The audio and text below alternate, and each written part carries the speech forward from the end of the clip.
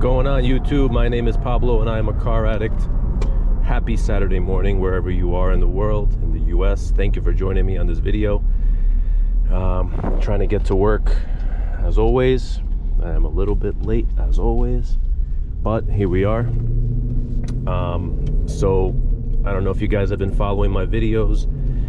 If you haven't, please click the likes. If I can ask you anything, just take one little second and just smash up that like button so these videos can get out to other people.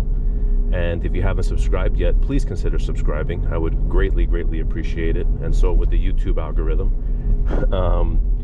So if you guys haven't been following my videos, I've been having some issues with the car, with some electrical problems.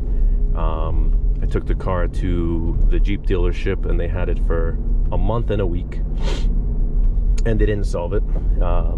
Pretty much the car had been shutting off on me at lights, and while, you know, driving sometimes. It was very scary.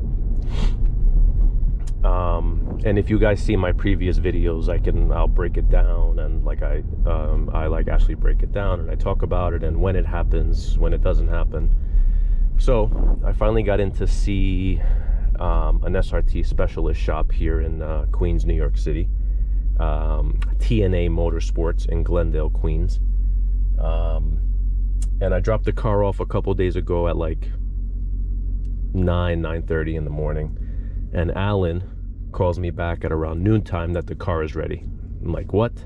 Car is ready at noon? I dropped it off at 9. Why is it so fast? So I feel really stupid to report what the issue was, because I could have just looked at it without going through this whole show with the dealership and with my own stress. If you guys can think of the easiest fix that it was, please drop it down below. It was the easiest fix in the world. I'm hoping it was the fix. I've been driving the car for a couple of days now and it hasn't acted up. The fix was that the battery terminals were loose. Were very loose. Can you believe that?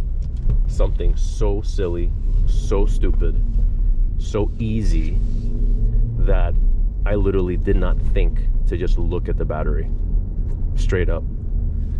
I didn't want to mess with the car, I didn't want to touch it, but he came back with that the battery terminals were loose. Wow. I could have saved myself a lot of money at the Jeep dealership just going to him. And that's on me 100%, because I thought that the car had warranty. So I'm like, you know, let me take it to the dealership and let me take it to the dealership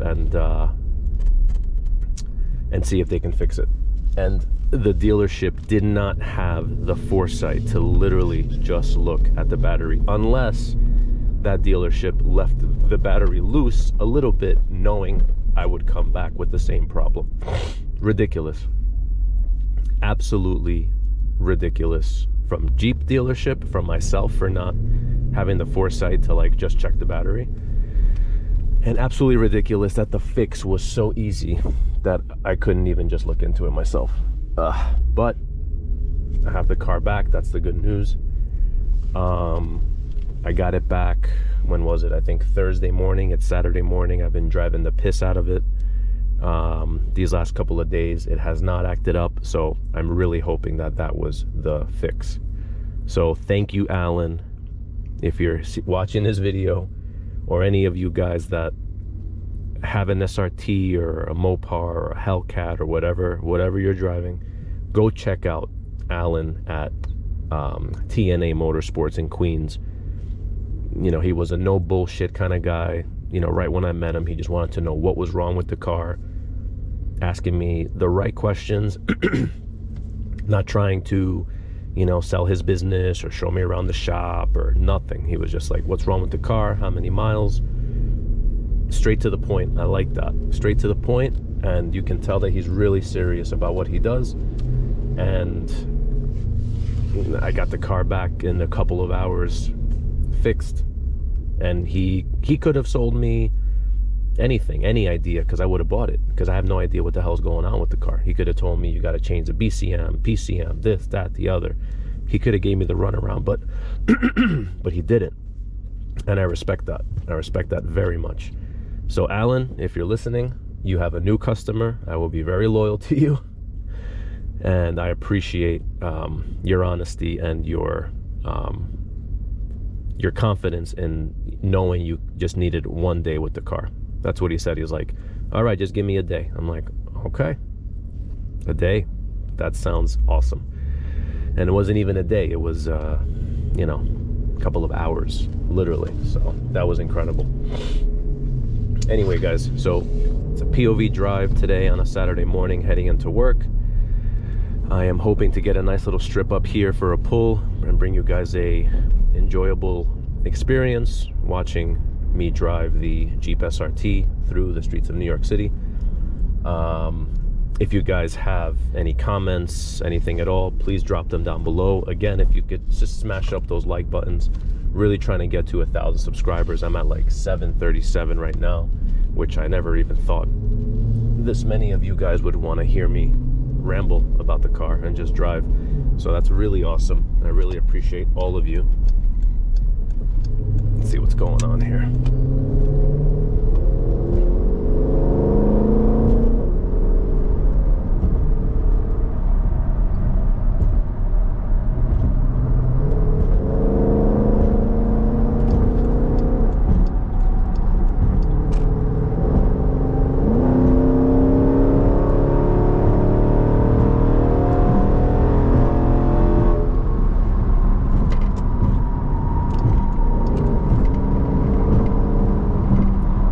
This thing, man, you know, it was having problems. I'm so impatient. I'm like, oh, I'm gonna get a new car and blah blah blah. I was looking into other cars, but I just can't bring myself to sell this thing. Just can't. It's nothing. I don't think there's anything on the market that can replace the natural aspirated feel of this car in an SUV form, at least. You know, looking into X5M and X5M competition and Cayenne Turbo and Benz GLE AMG Coupe. You know, it's just so much money for these cars nowadays. You know, like, not to say the Jeep is cheap, because it's not.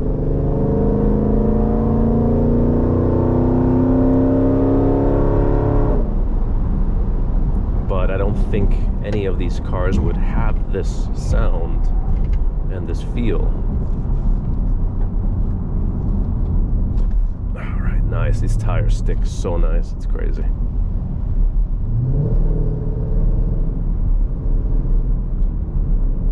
All right, nice. Oh God, nice.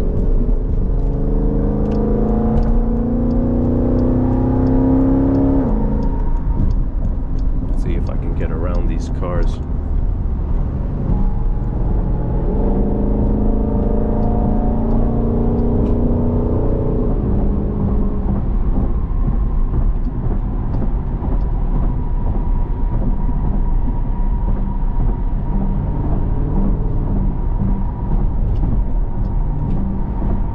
Nice little Audi convertible, old school.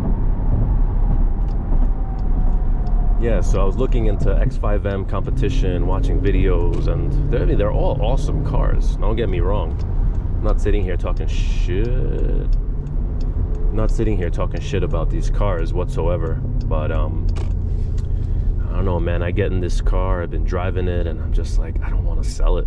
You know, my first instinct, my first feeling that I, you know, connected with was that I do not want to sell this car. That I really wanted to keep it and really wanted to get to the bottom of the issue, because I really love it. You know, it's been bought this car, and it's going to be 4 years of ownership in April of 2024, and I've had zero complaints. You know, I'm comfortable. The car is a beast to drive. Yeah, it's not, you know, 0 to 60 in, you know, 3.7 seconds, but like, in reality, you know, I live in the city, I live in New York. Where the hell am I racing 0 to 60 in 3.7 seconds? I'm not. Realistically, I'm not. And if I was, I'd be a fucking idiot and risking my life and risking other people's lives on the road. So yeah, it's great to have, you know, 600 horsepower. Even the Trackhawk, you know, I think think what, 700 horsepower in a Grand Cherokee. Like, of course those numbers are freaking awesome, but like I can't really use them, and like I don't care, like I was kind of explaining to my wife about cars and all this stuff. Like, I don't care about being the fastest car on the road. I don't. A lot of people do. I honestly don't. I would much rather have, a car that just feels that I enjoy driving and that brings me the joy that I'm seeking from a car. And this is exactly what what I wanted. Like, I think, back in 2000, I think I sold my E39 M5 back in like 2019. And, that car was a 5-liter V8 from BMW, like arguably one of the best BMWs ever built. And I felt that it was a very solid car. And what I wanted to do was replace that, replace the feeling of that car as best as I possibly could. Sorry, that was not nice. I wanted to replace the feeling of that car as best as I could. So, I looked at the market. I wanted something naturally aspirated with a V8 that was comfortable.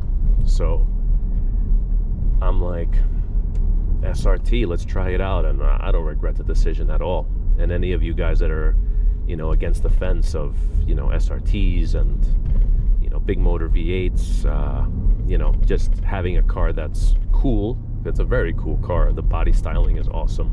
You don't see many of them on the road.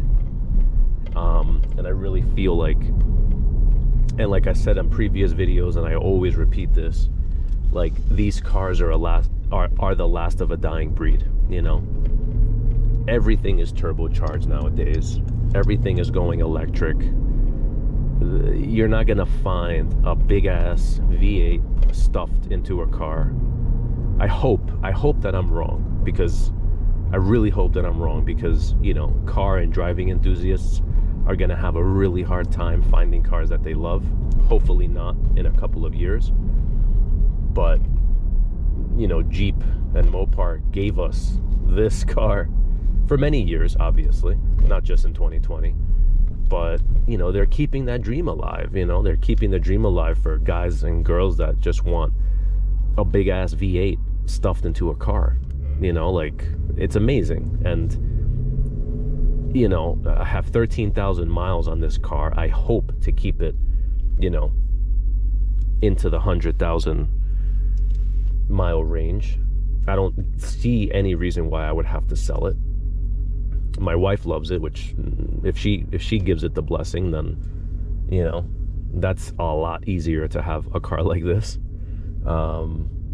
And it just does everything so well for me personally, and I'm sure for a lot of you guys watching these videos now that have SRTs or have Trackhawks or Durango SRTs, Durango Hellcats. There's just something really special about a car that just is old school in its setup. Big ass motor, really great transmission. Yeah, it sucks on gas, it does, but that's the price that you pay for having the fun that you have in this car. So for me, it's worth it. For me, the fun is worth it. And for me personally, I don't need to drive every day because I have the subway a block away from my apartment. So, the car's a 2020 and I only have 13,000 miles on it. And my commute, back and forth to work is maybe like 8 miles, let's say. If I take a detour, call it 9 or 10. So I'm not driving a lot. I was afraid of the reliability. I read a lot of horrible issues on the forums, and I got fear around, like, oh my god, is it the transfer case, is it this, is it that? It's just, I thought all the mods were throwing the car off and messing with the PCM, and the PCM was sending bad information here and there. That's what I thought, obviously, because you always think the worst. At least I do. I tend to catastrophize any single, oh, there's an SRT, speaking of which, you don't see them very much. There's one right there. That's funny. Yeah, so Anyway, the reliability I was afraid of because I read so much horrible stuff. But you know, every car is different. I'm not a person that's gonna ever shy away from maintaining a car that I love. I maintained my BMW till 130 something thousand miles. I sold that car mint. But anyway, I'm talking way too much as always. If you made it this far, I appreciate you. I really, really do. Thank you for listening to my rambles. You know, my wife doesn't like to listen too much to me talk about cars, so this is a phenomenal outlet for me. Anyway, guys, I hope you all have had and will have an amazing holiday season. Keep your heads together. Holidays can be extremely stressful. I know they're stressful for me, both at work and with my crazy family. And I hope you guys have an amazing holiday season. Hope you had an amazing Thanksgiving. I am very thankful to all of you who have subscribed and watched my videos, or to anybody who watches my videos that's not subscribed. People stop in the middle of the fucking road. Anyway, guys, happy holidays. I hope you guys are happy and healthy wherever you guys are. Get out there, drive your cars, have fun, be safe, and I will see you guys in another video. Take care, smash up those likes and subscribe. Thank you.